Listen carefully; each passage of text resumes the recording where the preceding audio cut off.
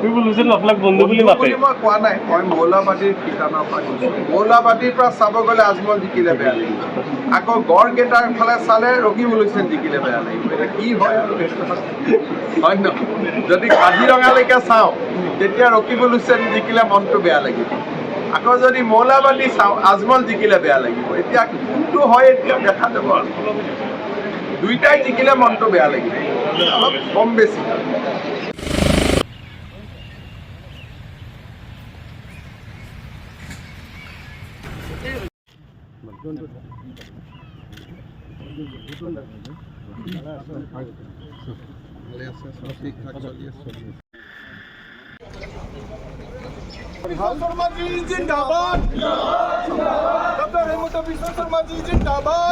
আমি মঞ্চত আসন গ্ৰহণ কৰিবলৈ অনুৰোধ জনাইছোঁ।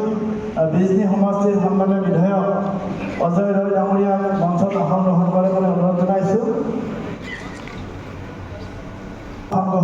অনুৰোধ জনাইছোঁ আৰু পৰৱৰ্তী সভাখন এই সভাখন শেষ হোৱাৰ লগে লগে আমি হোৱা নিৰ্বাচনবিলাকৰ যদি ফলাফল চাই বিধানসভা আৰু বিডিচি কাউন্সিল, এই দুইটা কাউন্সিলৰ যদি ফলাফলসমূহ চাই তেতিয়াহ'লে আমি 1.5 লাখৰ পৰা 2 লাখ ভোটত আহিম। এতিয়া আমি 1 লাখ ভোট এইবাৰ বঢ়াব পাৰোঁ। BPADৰ যিটো শান্তিৰ পৰিৱেশ, BPADৰ যিটো বিকশিত পৰিৱেশ, এই পৰিৱেশটো সুবিধা লৈ আমি ৰাইজৰ পৰা এইবাৰ 2.5 লাখ ভোটত জয়ন্ত বসুমতাৰী জিকক, তেনেকুৱা আমি আশীৰ্বাদ দিছোঁ। দৰং, ওদালগুৰি বা কোকৰাঝাৰত AIDF একটা ভূমিকা লৈছে, তেওঁলোকে পিছত AIDF-এ কি ভূমিকা লৈছে, কংগ্ৰেছে কি ভূমিকা লৈছে, কোনে কি ভূমিকা লৈছে আমি এবাৰ চোৱা নাই। অৰ্জুনৰ যেনেকৈ চকু, অৰ্জুনৰ যেনেকৈ চকু চৰাইৰ চকুত আছে, তেনেকৈ আমাৰ চকু এইবাৰ মোদী ডাঙৰ, যে মোদীক আমি জিকাব লাগে। বাকী আৰু কোন দলে কি কৰিছে এইবিলাকত আমি বৰ বেছি হ'ব খোজা নাই, যি কৰে কৰি অসমত দেখা গৈছে শেহতীয়াকৈ ICCৰ আকৌ যোৱা কালি এটা দুৰ্ভাগ্যজনক ঘটনা এটা গুৱাহাটী IIT দেখা গৈছে, আৰু এজন নহয় আমাৰ মনে হয় তাৰ আৰু এজন তেনেকুৱা ছাত্ৰ আছে। ইয়াৰ ওপৰত পুলিচে তদন্ত কৰিছে আৰু তদন্তত দেখা গৈছে যে ছাত্ৰকেইজন একেবাৰে দুজন, বিশেষকৈ এজনক আমি পাইছোঁ, এজনক পোৱা নাই, আমি হয়তো পাই যাম আজি। কমপ্লিটলি ৰেডিকেলাইজ হৈ আছে থট প্ৰচেছ। তেওঁলোকৰ দেউতাক মাককো আমি খবৰ দিছোঁ, দিল্লীৰ হয়, বাটলা হাউচৰ কাষৰ পৰা তেওঁ ল'ৰাজনৰ ঘৰ। দেউতাক মাককো আমি খবৰ দিছোঁ, আমাৰ চেণ্ট্ৰেল এজেঞ্চিকো আমি এলাৰ্ট কৰিছোঁ, কিন্তু ল'ৰাজনৰ লগত কথা পাতিলে গম পোৱা যায় যে হি ইজ কমপ্লিটলি ৰেডিকেলাইজ। নৱকৰণীয়াটো এইবাৰ ইলেকশ্যনতো তেওঁ প্ৰতিদ্বন্দ্বিতা কৰাৰ কাৰণে এতিয়ালৈকেতো মই শুনা নাই, কি কৰেতো মই শুনা নাই, কথাও পতা নাই। এতিয়াতো তেনেকুৱা আৰু নাই, এতিয়াতো কোনেও ডিভাইড অসম বিচাৰে।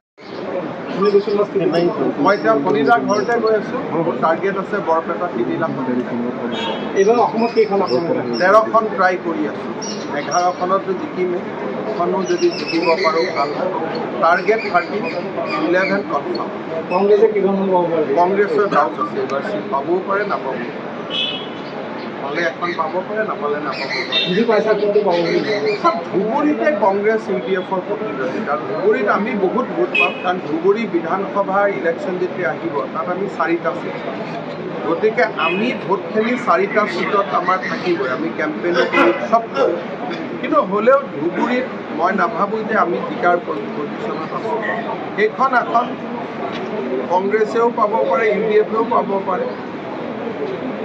ৰকিবুল হুছেইন পালেও ভাল, আজমলে পালেও ভাল। আজমলে পালে অলপ মনটো বেছি বেয়া লাগিব, ৰকিবুল হুছেইনে পালে কম বেয়া। বন্ধু কাৰণে নেকি? নহয়, আজমল মৌলাবাদী বেছি। নহয়, ৰকিবুল হুছেইন আপোনাক বন্ধু বুলি মাতে? মই কোৱা নাই, মই মৌলাবাদীৰ ঠিকানৰ পৰা কৈছোঁ। মৌলাবাদীৰ পৰা চাব গ'লে আজমল জিকিলে বেয়া লাগিব, আকৌ গড়কেইটাৰ ফালে চালে ৰকিবুল হুছেইন জিকিলে বেয়া লাগিব। এতিয়া কি হয় আৰু হয় নহয়? যদি কাজিৰঙালৈকে চাওঁ তেতিয়া ৰকিবুল হুছেইন জিকিলে মনটো বেয়া লাগিব, আকৌ যদি মৌলাবাদী চাওঁ আজমল জিকিলে বেয়া লাগিব। এতিয়া কোনটো হয় এতিয়া দেখা যাব আৰু দুইটাই জিকিলে মনটো বেয়া লাগিব, অলপ কম বেছি।